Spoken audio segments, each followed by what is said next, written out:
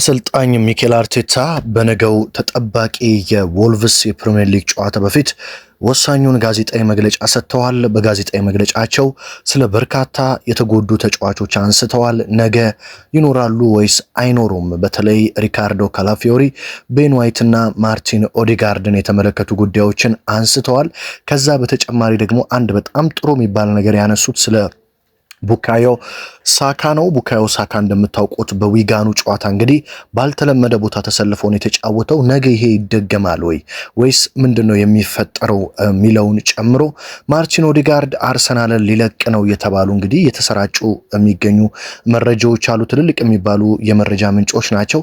ስለሱስ ምን አይነት አዲስ ጉዳይ አለ፣ መረጃውስ ምን ያህል እውነት ነው የሚለውንና ስለ ነገው ወሳኝ ጨዋታ እናነሳለን። ከዛ በተጨማሪ ደግሞ አርሰናል ዘንድሮ ለአራት ዋንጫ የሚያደርገውን ጉዞ እጅግ ቀላል የሚያደርግለት ድልድል ደግሞ ትላንትና ወጥቷል በኤፍኤ ካፑ። ስለዚህ አርሰናል አሁንም አራት ዋንጫ የማሳካት ከፍተኛ እድል ያለው ቡድን ሆኗል ማለት ነው። አርቴታም ስለዚህ አንስተዋል። በነገራችን ላይ እንግዲህ እንደተለመደው መረጃዎቹን በአማረ መልኩ ወደ እናንተ የማደርስ ይሆናል። ይህንን ቻናል ሰብስክራይብ ያላደረጋችሁ ሰብስክራይብ በማድረግ አርሰናልን የተመለከቱ ወቅታዊና ወሳኝ መረጃዎች እንደዚሁም የሌሎች ወሳኝ ቡድን መረጃዎችን በስተመጨረሻ ማግኘት ትችላላችሁ። ስለዚህ ሰብስክራይብ በማድረግ ቤተሰብ መሆን አትርሱ። ቪዲዮ ለበርካቶች እንዲደርስ ላይክ እና ሼር ይደረግ። በቀጥታ ወደ መረጃዎቹ ልውሰዳቸው። እንግዲህ ነገ ምሽት 5 ሰዓት በሞልኒክስ የወልቭስ ስቴዲየም ማለት ነው አርሰናል እጅግ ወሳኝ የፕሪሚየር ሊግ ጨዋታን ያደርጋል። ይህ ጨዋታ አርሰናል የነጥብ ልዩነቱን ወደ 7 ማምጣት የሚችልበት ጨዋታ ተደርጎ ይወሰዳል። አሁን ያለው የነጥብ ልዩነት ከሲቲ ጋር 4 ነው። ስለዚህ ሲቲ ቅዳሜ ከኒውካስትል ጋር እስኪጫወት ድረስ መድፈኞቹ የነጥብ ልዩነቱን ወደ 7 በማምጣት ሲቲ ላይ ጫና ለማሳደር ከፍተኛ ትግል የሚያደርጉበት ጨዋታ እንደሆነ ይጠበቃል። ይሄ ጨዋታ ለምን ሮብ ሆነ የብዙዎቻችሁ ጥያቄ ነው። በነገራችን ላይ ይህ ጨዋታ ሮብ አልነበረም። የመጀመሪያ ድልድሉ ይህ ጨዋታ ሊደረግ የነበረው ማርች 22 እሁድ ቀን ነበር ይህ ጨዋታ የሚደረገው። ነገር ግን አርሰናል ለካራቦ ካፕ ፍጻሜ ማለፉን ተከትሎ ይህ ጨዋታ በሚደረግበት ቀን ነው የካራቦ ካፕ የፍጻሜ ጨዋታ የሚደረገው ከሲቲ ጋር ማለት ነው። ስለዚህ በዛ ምክንያት ነው ወደዚህ እንዲመጣ ተደርጎ አርሰናል በአንድ ሳምንት እንግዲህ 3 ጨዋታ እንዲጫወት ያው የተፈረደበት ማለት ይቻላል። ስለዚህ አርሰናል ነገ የሚጫወተው የካራቦ ካፕ የፍጻሜ ቀን ሊደረግ የነበረ ጨዋታ ነው ወደዚህ ቀን የመጣው ማለት ነው። ስለዚህ መድፈኞቹ ይህንን ጨዋታ አድርገው በሳምንት እሁድም ገና ከቶትናም ጋር ይጫወታሉ። ስለዚህ በአንድ ሳምንት 3 ጨዋታ ማለት ነው ከዊጋኑ ጋር ከኤፍኤ ካፑ ጨዋታ ጋር ስንቆጥረው። ስለዚህ በዛ ምክንያት ነው ወደዚህ የመጣው ማለት ነው። በነገራችን ላይ ወደዚህ መምጣቱ ለኔ ክፋቱ አልታየኝም። ምክንያቱም በጣም ጥሩ ነው ብዬ ነው የማስበው። አንደኛ ወልቭስ በጣም ከባድ የሚባል ቡድን ቢሆን ኖሮ ምናልባት ከባድ ሊሆን ይችል ነበር። ነገር ግን ወልቭስ በፕሪሚየር ሊጉ 20ኛ ደረጃ የሚገኝና ከ90% በላይ ወይም ከ80% በላይ ምንም እንኳን እግር ኳስ ቢሆንም 3 ነጥብ አርሰናል የማግኘት እድል ያለበት ጨዋታ ነው። ስለዚህ እንደዚህ አይነት 3 ነጥቦችን ቶሎ ማግኘት ለቡድኑ ሜንታሊቲ ለሁዱ ጨዋታ በደንብ በጥሩ ሜንታሊቲ ለመሄድ በተለይ ነገ የሚያሸንፉ ከሆነ አርሰናል ዊጋንን ውድ አሸንፏል። ነገ ወልቭስን ካሸነፈ በተከታታይ በድል መንፈስ ስለሆነ ወደ ሰሜን ለንደን ደርቢ የሚሄደው ለአይምሮ ስነልቦና ከፍ ለማድረግ የሚጠቅም ጨዋታ ነው ብዬ አስባለሁ። ምንም እንኳን የተጫዋቾች ድካምና ጉዳቶች ታሳቢነት ውስጥ የሚገቡ ቢሆንም ማለት ነው። አሰልጣኝ ሚኬል አርቴታ ታዲያ በዛሬ መግለጫቸው ስለ ሪካርዶ ካላፊዮሪ፣ ቤን ዋይት እና ማርቲን ኦዴጋርድ በመናገር ነው ያነሱት። የሶስቱም ጉዳት ምንም አሳሳቢ እንዳልሆነና ከባድ የሚባል ጉዳት እንዳልሆነ አንስተዋል። ትንሽ የሪካርዶ ካላፊዮሪ ብቻ ነው አሳሳቢ የሚመስለው ጉዳት እየተባለ የሚገኘው።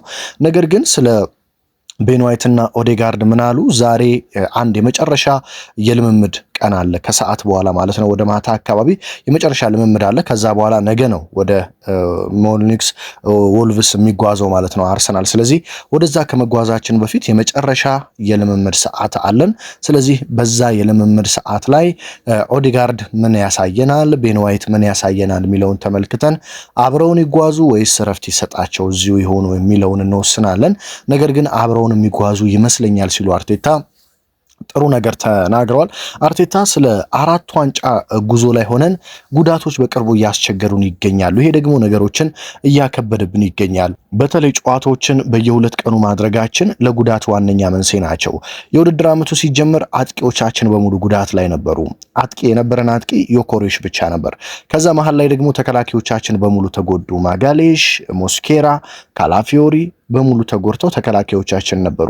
አሁን ደግሞ የመሃል ሜዳ ተጫዋቾቻችን እየተቸገሩብን ይገኛሉ። ሜሪኖ፣ ሃቨርትዝ፣ ኦዲጋርድ እያልን በመሃል ተጫዋቾች ላይ እንግዲህ ጉዳት እያስቸገረን ይገኛል። ነገር ግን ይህ እግር ኳስ ነው፣ ጉዳቶች ደግሞ ያጋጥማሉ። ይህንን እንደምንም አድርገን መወጣት አለብን ለዋንጫ እስከምንጫወት ድረስ ብለው አሰልጣኝ ሚኬል አርቴታ በቅርብ ጊዜ እንግዲህ ጉዳት በጣም እያስቸገራቸው እንደሆነ ተናግረዋል። በተለይ እንደምታውቁት የመሃል ሜዳ ክፍተት ደግሞ በጣም ለመሸፈን ከባድ የሆነና ጨዋታውን የሚወስን ቦታ እንደሆነ ይታወቃል። ታሸንፋላችሁ ወይስ አታሸንፉም፣ ጨዋታውን ትቆጣጠራላችሁ ወይስ አትቆጣጠሩም የሚለውን በጣም የሚወስን ክፍል እንደሆነ ይታወቃል። ይሄ የሚድፊልድ ወይም ደግሞ የመሃል ሜዳ የአማካኝ ስፍራ ማለት ነው። ስለዚህ አርቴታ ያ ቦታ እያስቸገራቸው እንደሆነ ተናግረዋል። ነገር ግን በጣም ጥሩ የሚባል ተስፋ ደግሞ በዊጋኑ ጨዋታ እንደተመለከቱና ነገም ሊደግሙት እንደሚችሉ አሰልጣኝ ሚኬል አርቴታ ፍንጭ ሰጥተዋል ማለት ነው። ይሄ ምንድነው? እንደምታስታውሱት በዊጋኑ ጨዋታ ባልተለመደ መልኩ እንግዲህ በተለይ የሪካርዶ ካላፊዮሪ መጎዳት ጥሩ ነገር ይዞ መጥቷል። ያው የሪካርዶ ካላፊዮሪ መጎዳት መጥፎ ቢሆንም ነገር ግን ደግሞ አርቴታ አዲስ ነገር እንዲያዩ ረድተዋቸዋል። ያም ቡካዮ ሳካን በ10 ቁጥር ሚና ላይ በደንብ እንዲመለከቱት አድርጓቸዋል። አሰልጣኝ ሚኬል አርቴታን ታስታውሱ እንደነበር የአርሰናል አሰላለፍ ማዱኬ እና ማርቲኔሊ በግራና በቀኝ ሆነው መሃል ላይ አጥቂ ጋብሪኤል ጄሱስ ሆነው ከኋላ ደግሞ ቡካዮ ሳካ፣ ኖርጋርድ እና ኢዜ እንዲመሩ ተደርጎ ነበር። ታዲያ ቡካዮ ሳካ በጣም ምርጥ 45 ደቂቃ ነበር ያሳለፈው። አርሰናል 4-0 መርቶ እንዲወጣ የቡካዮ ሳካ ሚና በጣም ከፍተኛ ነበረ። ለጎል በጣም ቅርብ ነበር። ከጄሱስ አጠገብ ይገኝ ነበር። ኳሶችን ወደ ማርቲኔሊ፣ ወደ ማዱኬ እንደዚሁም ወደ ኢዜ እና ኖርጋርድ ጭምር በሚገባ እያከፋፍል ነበር። ኳሶቹ እጅግ ቀጥተኛና በጣም ጥሩ ኳሶች ነበሩ። የመበላሸታቸው ድል በጣም ጠባብ ነበረ። ስለዚህ ቡካዮ ሳካ በዛ በኩል ሲጫወት አሰልጣኝ ሚኬል አርቴታ እጅግ በጣም ጥሩ ነገር እንደተመለከቱ በዛሬው ጋዜጣዊ መግለጫ ላይ ተናግረዋል። ቡካዮ ሳካ በጣም ጥሩ ነገር አስመልክቶናል። በተለይ በጉዳት እንዲህ በምንቸገርበት ጊዜና ያ ቦታ ላይ ደግሞ በጣም የፈጠራ ተጫዋቾች በምንፈልግበት ሰዓት ላይ ጥሩ እንቅስቃሴ ነው ያሳየን። ስለዚህ በቀጣዮቹ ጨዋታዎች ይህንን ነገር ደጋግማችሁ ልትመለከቱት ትችላላችሁ ሲሉ ቡካዮ ሳካ ምናልባትም በ10 ቁጥር ሚና ካሁን በኋላ ልንመለከተው እንደምንችል ተናግረዋል። በተለይ ደግሞ ከማዱኬ ጋር ቦታ እየተቀያየሩ እንዲጫወቱ እያሰቡ እንደሆነ ተሰምቷል። በአንድ ጨዋታ ሁለቱም ተሰልፈው ሳካ ወደ ክንፍ ሲሄድ ማዱኬ ወደ መሃል እንዲመጣ፣ ማዱኬ ወደ ክንፍ ሲሄድ ሳካ ወደ መሃል እንዲመጣ በማድረግ የሁለቱን ጨዋታ ቨርሳታይል የሁለቱን ተጫዋቾች እንቅስቃሴ ቨርሳታይልና ተለዋዋጭ በማድረግ የተጋጣሚ ቡድን ግምት ፉርሽ እንዲሆንና የአርሰናል የማጥቃት ባህሪ አይገመቴ ለማድረግ ይህ ጨዋታ የሳካ አሰላለፍና ፖዚሽን ጥሩ ምርጫ እንደሰጣቸው ሊደብቁ አልፈልጉም። ስለዚህ ነገ ምናልባትም ኦዴጋርድ የማይኖር ከሆነ ማርቲን ዙሜንዲ እና ራይስን ተመልክተን ሳካን መሃል ላይ ልንመለከተው ምንችልበት እድል አለ። ነገር ግን ደግሞ ኢዜ በዊጋኑ ጨዋታ ጥሩ እንቅስቃሴ ስላደረገ ኢዜ ነገም ቋሚ ሆኖ ሊገባ ይችላል ማለት ነው። ሌላ እንግዲህ አሁንም ጋዜጠኞች ከሲቲ ጋር ነገ ካሸነፋችሁ 7 ታደርጉታላችሁ ብለው ጠይቃቸው ነበር። እሳቸው ግን ይህንን መመለስ አልፈለጉም። ምንድነው ያሉት? እኔ የደረጃ ሰንጠረዡን በየሳምንቱ 10 ያልመለከትም። የደረጃ ሰንጠረዡ ራሱ በራሱ ስራውን ይሰራል። እኛ የራሳችን የቤት ስራ ላይ ትኩረት ካደረግንና ማሸነፍ ከቻልን የደረጃ ሰንጠረዡ ለኛ ማዳላቱ አይቀርም። ስለዚህ የደረጃ ሰንጠረዡን በየሳምንቱ እየከፈትኩኝ ቀጣይ ጨዋታችን ማን ነው፣ የሲቲ ማን ነው፣ የነጥብ ልዩነቱ ስንት ደረሰ እያልኩኝ እምጨናነቅ ሰው አይደለሁ። እኔ የምጨነቀው ስለ ነገው ጨዋታ ብቻ ነው። አሁን ስለ ቶትናም ጨዋታም አይደለም፣ ስለ ቸልሲ ጨዋታም አይደለም፣ ሲቲ ከኒውካስትል ጋር ስላለው ጨዋታም አይደለም። ነገ ስለምናደርገው ግጥሚያ ብቻ ነው ትኩረቴ። ነገ ካሸነፍን በደረጃ ሰንጠረዡ ምን እንደሚገጥመን እናውቃለን። ስለዚህ ከኛ የሚጠበቀው እያንዳንዱን ጨዋታ ድል ማድረግ ነው ሲሉ አሰልጣኝ ሚኬል አርቴታ ዋነኛ ትኩረታቸው የነገው ጨዋታ እንደሆነ ተናግረዋል ማለት ነው። ኦዴጋርድ ከአርሰናል ይለቃል አይለቅም ወደሚለው መረጃ ከመሄዴ በፊት የነገው የአርሰናል አጨዋወት ላይ ቡካዮ ሳካን በመሃል ሜዳ ከምንመለከተው ይልቅ ቡካዮ ሳካ በስፍራው ተገብቶ ኤብሪቼ ኢዜ ነገ ድል ቢሰጠው ጥሩ ነው ብዬ አስባለሁ። ምክንያቱም ኢዜ በዊጋኑ ጨዋታ ያሳየውን ነገር ነገ ይደግመዋል አይደግመውም የሚለው ምክንያቱም ያው ዊጋን ቀላል ቡድን እንደሆነ ይታወቃል። በወልቭስ ጨዋታ መድገም ከቻለ ግን ኢዜ ጊዜ በተሰጠው ቁጥር ጥሩ እየሆነ ይመጣል ወደሚለው ድምዳሜ ለመድረስ በነገው ጨዋታ ምናልባት የመጀመሪያው አጋማሽ ላይ ኢዜ ቋሚ ሆኖ ቢጀምር በጣም ጥሩ ይሆናል ብዬ አስባለሁ።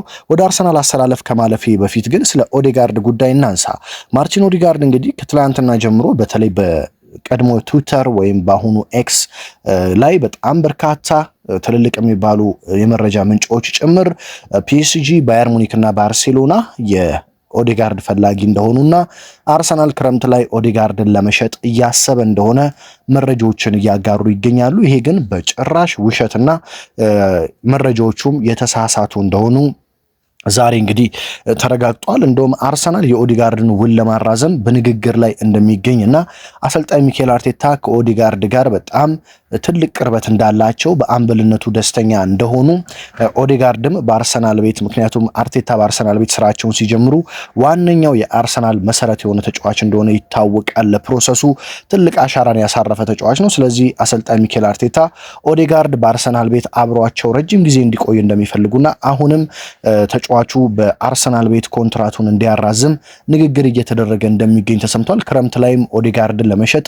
ምንም አይነት እቅድ እንደሌለ የተሰማ ሲሆን ኦዴጋርድ ወደ ቀድሞ ብቃቱ ተመልሶ በአርሰናል ቤት መጀመሪያ ይታወቅበት የነበረው አስደናቂ ብቃቱን ያሳያል ብለው አርቴታም እንደዚሁ ሙሉ የአርሰናል ስታፍ ተጫዋቹ ላይ እምነት እንዳላቸው ተገልጿል።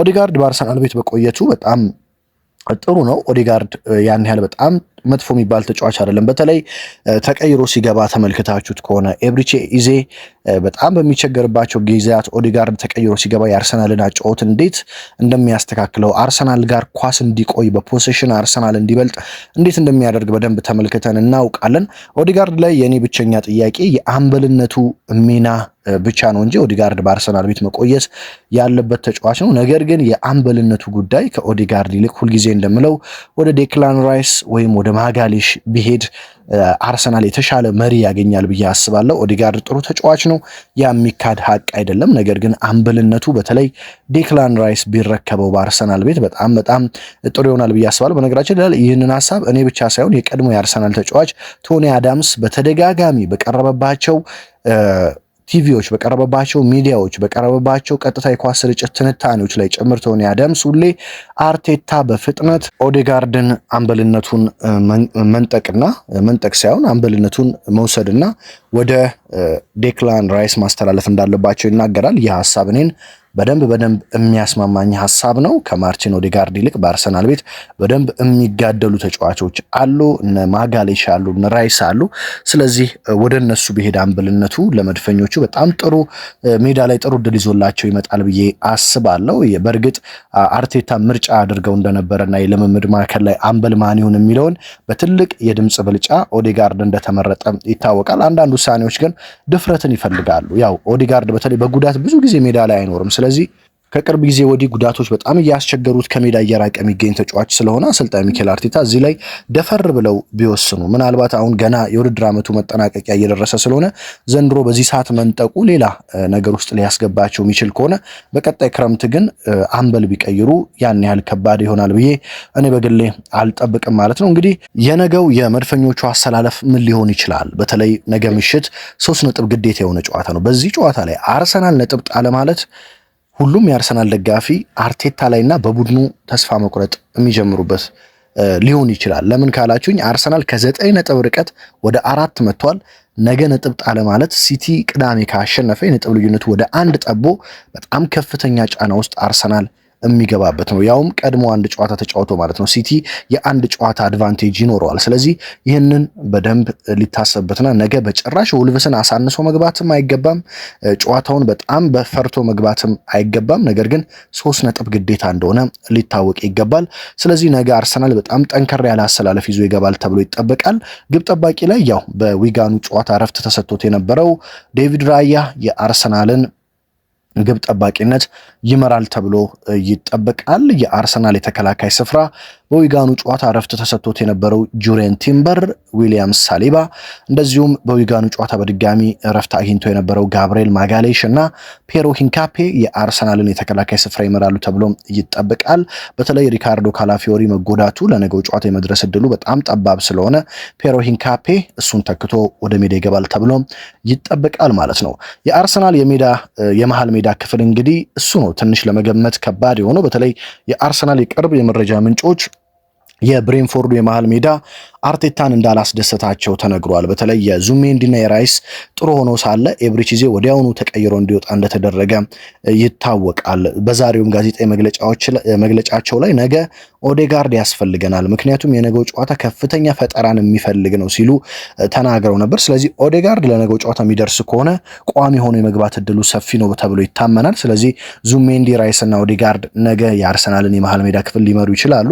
ነገር ግን ኦዴጋርድ በነገው ጨዋታ ላይ የማይኖር ከሆነና ጉዳቱ አስተማማኝ የማይሆን ከሆነ ኤብሪቼ ኢዜ ነገ ሌላ እድል ሊሰጠው እንደሚችል ይጠበቃል። ስለዚህ ማርቲን ዙሜንዲ፣ ዴክላን ራይስ እና ኤብሪቼ ኢዜ የአርሰናልን የመሃል ሜዳ ክፍል ሊመሩ ይችላሉ።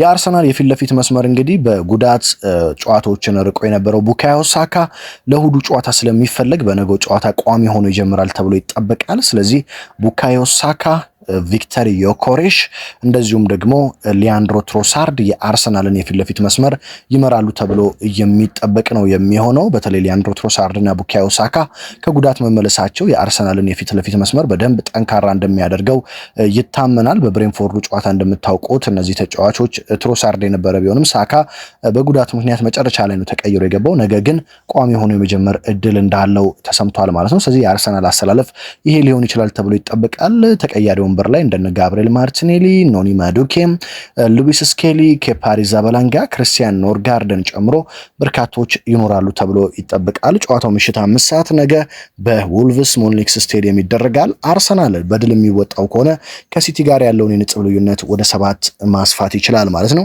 ወደ ኤፍኤ ካፑ ጉዳይ እናምራ። አርሰናል በኤፍኤ ካፕ በጣም ጥሩ የሚባል ድልድል ገጥሞታል። ይሄም ደግሞ መድፈኞቹ ለ4 ዋንጫ የሚያደርጉትን ጉዞ በደንብ ቀለል ያደረገላቸውና በኤፍኤ ካፑም 8 ውስጥ ከዛም በኋላ 4 ውስጥ የመግባታቸው ድል ሰፊ እንዲሆን አድርጎላቸዋል። ትላንትና የኤፍኤ ካፕ 5ኛ ዙር ድልድል ሲወጣ እንግዲህ 16 ቡድኖች ነው የቀሩት፣ ወደ 8 ለማለፍ ነው የሚደረገው። በዚህ ጨዋታ ላይ እንግዲህ አርሰናል ከማንስፊልድ ታውን ጋር ደርሶታል። በጣም ቀላል ተጋጣሚ ነው። ከሜዳ ውጪ የሚያደርገው ጨዋታ ቢሆንም አርሰናል ይህንን ጨዋታ በቀላሉ አሸንፎ ያልፋል ተብሎ ይጠበቃል። ስለዚህ በኤፍኤ ካፕ 8 ውስጥ የመግባት እድሉ ሰፊ ነው። ማንቸስተር ሲቲ በዚህ ከኒውካስል ጋር ተደልድሏል። በድጋሚ በኤፍኤ ካፕም በካራቦ ካፕ ተደላድለው እንደነበር ይታወቃል። ከዛ ሲቲ ለፍጻሜ እንዳለፈ ይታወቃል። በኤፍኤ ካፕም ከኒውካስትል ጋር በሴንት ጄምስ ፓርክ የኒውካስትል ስቴዲየም ነው ጨዋታው የሚደረገው። ሊቨርፑል ቀላል ከተጋጣሚ ደርሶታል፣ ከወልቭስ ጋር ነው ከሜዳው ውጪ። ቸልሲም ከሬክስሃም ጋር ነው ጨዋታውን የሚያደርገው። ስለዚህ የሲቲ ነው ትንሽ ከበድ ያለው እንጂ የአርሰናል የሊቨርፑልና የቼልሲ ቀላል ድልድል ነው። ስለዚህ መድፈኞቹ በኤፍኤ ካፑም 8 ውስጥ የመግባት እድላቸው ሰፊ ሆኗል። ስለዚህ አርሰናል አሁንም ረጅም ርቀት በሁሉም ዋንጫዎች እንደሚጓዝ የታየበት ድልድል ሆኗል ማለት ነው። ስለ ነገው ጨዋታ ምን ትጠብቃላችሁ? አሰላለፉ እንዴት ቢሆን ትመርጣላችሁ? በተለይ የመሃል ሜዳው ኤዜ ወይስ ሳካ እንደ ዊጋኑ ጨዋታ መሃል ላይ ገብቶ ማዱኬ በክንፍ ይጀምር የሚለውን በአስተያየት መስጫ ሳጥን ውስጥ ብታስቀምጡልኝ በቀጣዩ መረጃ ደግሞ ወደ እናንተ አድርሼ በደንብ እንነጋገርበታለን ማለት ነው። ታዲያ በሌላ መረጃ በሌላ ወሳኝ ጥንክር እስከምንገናኝ ድረስ ሀገር ውስጥ ከባህር ማዶ ያላችሁ አድማጭ ተመልካቾቼ በያላችሁበት ሁሉ መልካም ጊዜን ተመኘሁላችሁ።